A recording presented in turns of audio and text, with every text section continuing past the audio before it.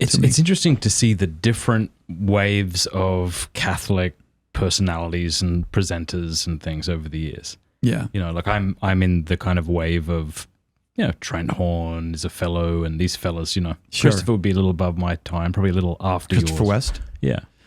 Yeah. Maybe. Well, you know, in Steubenville at that time, a lot of people don't realize this, but from 1993 to 1997, we'll say a 4 to 5 year period, there was an extraordinary, or as they say in England, extraordinary.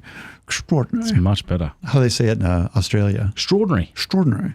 You know, it's not spelled that way. Extraordinary. Extraordinary. It was an extraordinary time because you had sitting around Steubenville, right, unemployed.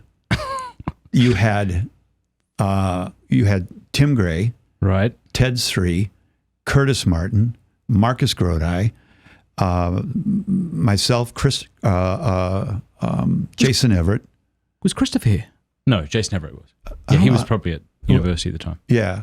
Now go on to say what they then went to found, because people may not know those names. Okay, and so I'll do that in a second. We all were friends.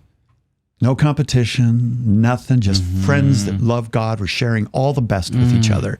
Kind of like a modern day Inklings, you know, with Chesterton and C.S. Lewis and Tolkien.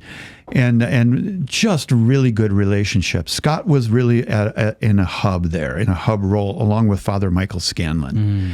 And from that point, it just exploded. It exploded. And you have Curtis Martin goes off and starts Focus. Tim Gray goes off and starts AI. Augustine Jason Institute. Everett, Augustine Institute. Not artificial intelligence. No. Jason Everett goes off and starts Chastity Project. Sister John Dominic goes and starts the Dominicans in Ann Arbor. Wow.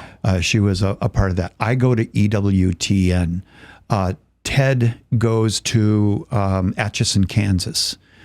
And there's like 10 more names that I apologize for not remembering everybody, but it was like this. It was like this explosion of ministries. And one time I was talking to someone at OSV, or Sunday Visitor, and I said, you know, if you want an interesting article, you ought to go and gather all those fragments that exploded, bring them back together, and ask yourself, what went into that moment? That today, all of that are arguably these are some of the biggest ministries out there today, you know, and so they started actually on an article, and they got together with Scott and myself, and we gave them tons of names. And I don't know, to be honest with you, if they ever came out with a comprehensive article on that, but you could almost write a book on it, because one of the questions was, why do you think that happened? What was the common denominator there? And I would say that there were three common denominators that set the atmosphere up in such a way that I don't know if it can be duplicated. Yeah. One was John Paul II, who was calling young people to the new evangelization. He was leading us with such dynamism and joy, and he was a leader that was really moving us along and backing us. Yes. He had our back. Number two, and the World Youth Day had started up.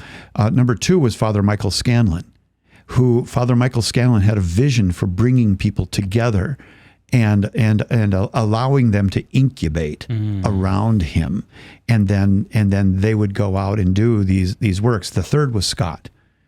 And Scott lived an incredibly generous life.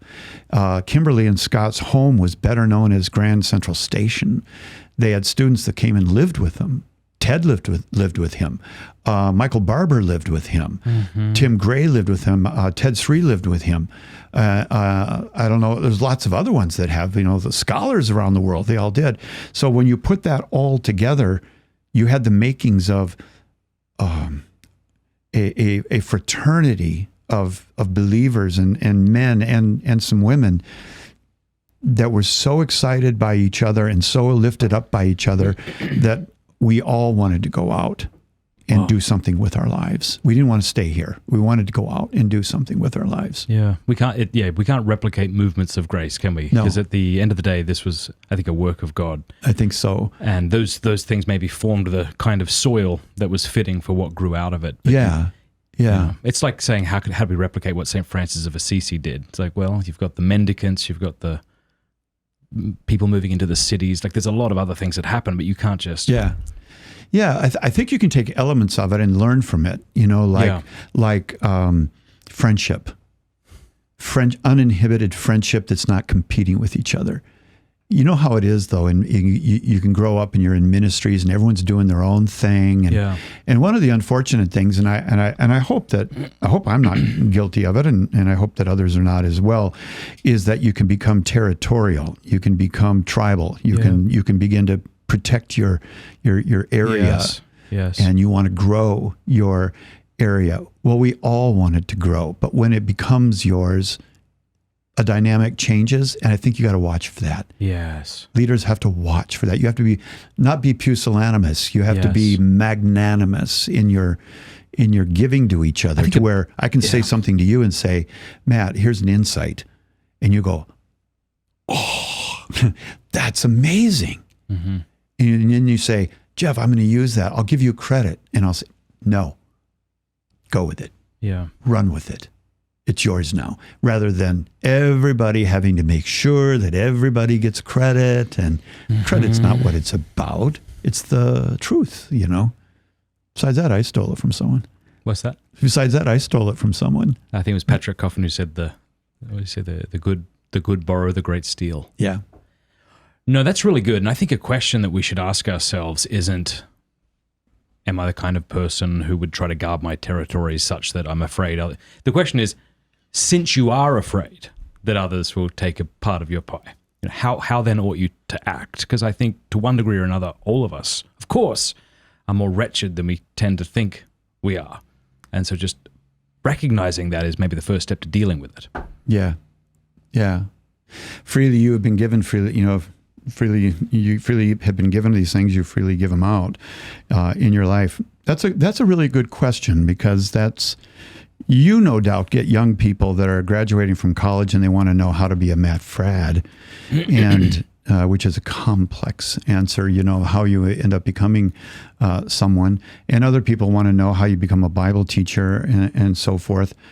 And I think the answer to that question is that you have to see everything as coming from the Lord, and that the Lord is the one that is, if you had a good idea, you can't be as arrogant as to think it all came out of a vacuum called you, that you received this from the Lord or from giants before you, people that taught you, and you have to be free to release these things and to hold things loosely. Yeah. And that you are a steward. It's like finances, but it's the same in what you're doing in your ministry, with your show, and what Jason Everett's doing, and what Christopher West is doing, and what Curtis Martin is doing, and so forth, is that I don't own this.